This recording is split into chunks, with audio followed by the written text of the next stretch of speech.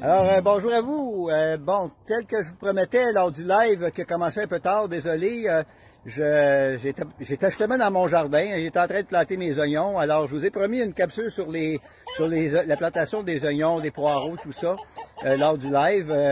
Certains ont resté connectés assez longtemps pour m'attendre. Bon, désolé, là, j'en ai sûrement perdu quelques-uns, mais bon, c'est pas parce que ça fonctionnait pas votre affaire, c'est simplement que moi, j'étais pas connecté à l'heure. Alors, désolé, c'est ça qui arrive, c'est ainsi, j'en ai trop, et puis j'en oublie des bouts, puis j'ai oublié l'heure, je pensais pas qu'il était si tard que ça. Donc, sans plus tarder, je vous montre les plantations d'oignons que j'ai fait justement hier. On voit ici ma plate-bande d'oignons qui s'en va assez loin, jusque là-bas, là. Ben, en tout cas, on va aller jusqu'au bout de toute façon. Donc, je plante ça pareil comme les l'ail que vous voyez à côté, que j'ai protégé là depuis la dernière capsule que je vous avais montrée. Elle progresse bien, elle s'en vient bien, déjà pas mal avancée.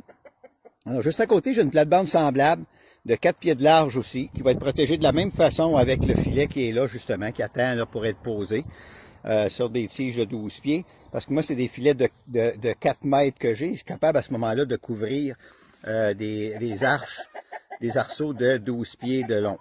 Dans le cas des filets que je vends, 3 mètres, 2 mètres, bon, le 3 mètres peut aller sur des arceaux de 8 ou 10 pieds. Puis quand vous avez des arceaux de 6 pieds, ben là, à ce moment-là, le 2 mètres peut faire. OK? Petit renseignement comme ça. Alors, les oignons, ben, je plante ça, comme vous voyez, sont arrangés entre 8 à 10 pouces de large. Il y a 4 à 5 pouces de distance entre chaque oignon. Et puis ça, c'est les oignons que j'ai partis au mois de février, que vous avez vu dans mes capsules précédentes.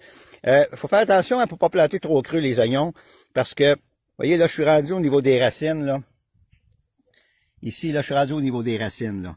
Alors, il faut pas trop monter haut, parce que si vous plantez trop haut, l'oignon va se former dans la terre, puis il peut pourrir. L'oignon, c'est important qu'on le voit là, à l'extérieur. Okay? Quand il se forme, là, on voit que les oignons sont en surface. Alors, c'est suffisamment creux comme ça, là, à peu près, je vous dirais, 1 pouce plus creux que les racines sont. 1 pouce et demi maximum. À ce moment-là, le bulbe, quand il va grossir, il va être en mesure d'être en surface du sol. OK? Alors, ici, j'en ai quand même un bon nombre. J'ai commencé par planter des oignons rouges ici. Et puis, par la suite, j'ai planté. Là, il va me rester à les arroser. OK? Là, je les ai pas encore arrosés. Là, j'attendais un peu. Là. On va faire un arrosage pour placer la terre, pour humecter la terre, les racines comme il faut. Ils ont été plantés hier après-midi et hier soir. Et puis là, ils sont capables de survivre un bout, là, sans problème. Il fait très beau aujourd'hui, il a fait beau hier, il annonce la pluie peut-être un peu demain. Mais bon, en parlant de demain, là, on est aujourd'hui lundi, je vais peut-être vous présenter ça mardi, là, donc on va peut-être être justement dans la journée avec la pluie, mais bon. Mais faut pas compter trop sur la pluie, ça se peut qu'elle tombe pas beaucoup. Alors un petit arrosage là, en profondeur pour que ça puisse bien adhérer aux racines et bingo, les oignons vont être corrects pour faire l'été comme ça. Ici, il faut que je fasse attention pour pas passer sur 2 plants que j'ai. C'est 2 plants de persil de l'an passé qui ont repoussé. Ils ont passé l'hiver là, puis là, ils sont en train de reprendre. Alors, je vais les laisser aller. Je vais avoir quelques feuilles à brouter là-dessus. Et puis, ils vont monter probablement en graines et je vais pouvoir récolter des semences de persil pour l'année prochaine. Puis, il y a un petit plant je sais pas d'où ce qui sort, lui là, mais ce petit plant-là, ici, c'est un ail. J'ai pas planté d'ail depuis un bout ici, fait que je comprends pas comment ça se fait qu'il est rendu là. C'est peut-être un petit oublié quand j'ai semé mon ail, là. Ça peut arriver. Bon, entre autres, je voulais vous montrer aussi les poireaux. Ça, je vais vous remontrer ça tantôt pour ce qui est du paillis, là. Alors, les poireaux, c'est pas pareil comme les oignons, dans le sens que je laisse plus de distance entre les rangs parce que les poireaux, je les plante, comme vous voyez, dans une rigole. OK? C'est planté dans une rigole, plus en profondeur, ce qui va me permettre de les renchausser au fur et à mesure qu'ils vont pousser. Et à ce moment-là, c'est ça qui va me donner le bout de blanc là, du poireau, si on veut. Alors, vous voyez qu'il y a des tas de terre là, entre les rangs. C'est pour ça que je distance mes rangs pour être capable d'avoir suffisamment de terre pour pousser graduellement dans la rigole la terre au fur et à mesure que les poireaux vont monter. OK? Alors, pour les poireaux, c'est ce que je fais. J'ai planté 1, 2, 3, 4, 5, 6 rangées de poireaux, d'une dizaine de plants par rangée, ce qui donne une 60aine de poireaux. Je vais avoir ma dose pour l'hiver avec ça. Là. On le fait congeler, le poireau. Hein? On le hache et on le met dans des sacs on le fait congeler en vrac, puis on va chercher ce qu'on a besoin pour faire des soupes, puis tout ça, ça se garde très facilement. Puis on pourrait en laisser quasiment en terre aussi avec un paillis par-dessus, puis aller en chercher au courant de l'hiver. Pareil comme je vous avais montré pour les autres légumes, là.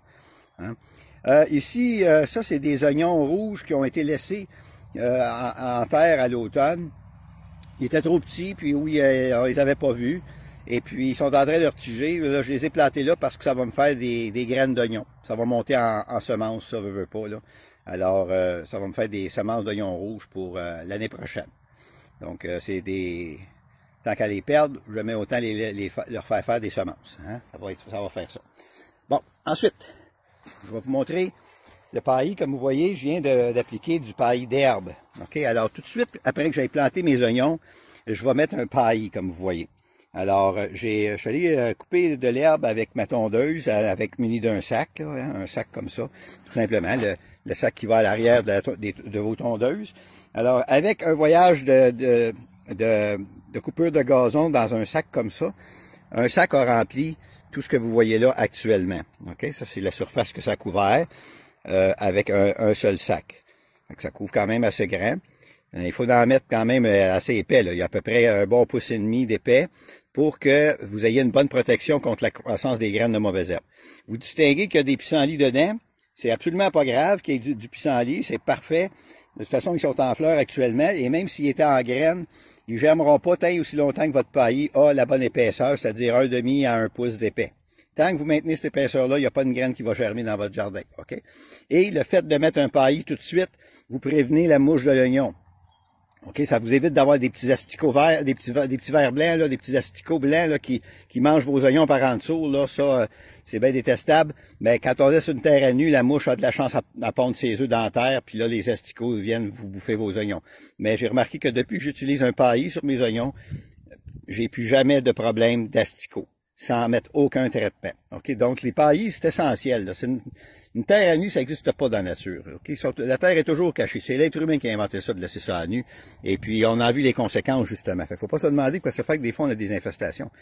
Je mets même un peu de paillis sur, pas un peu, mais la quantité nécessaire sur les buttes des poireaux.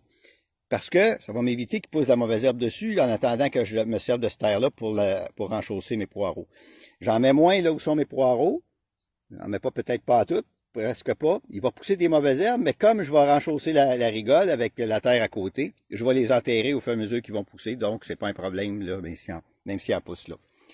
Je vais les protéger avec un filet, évidemment aussi, et là, vous voyez les arceaux que j'ai mis, vous voyez trois grandeurs d'arceaux, là.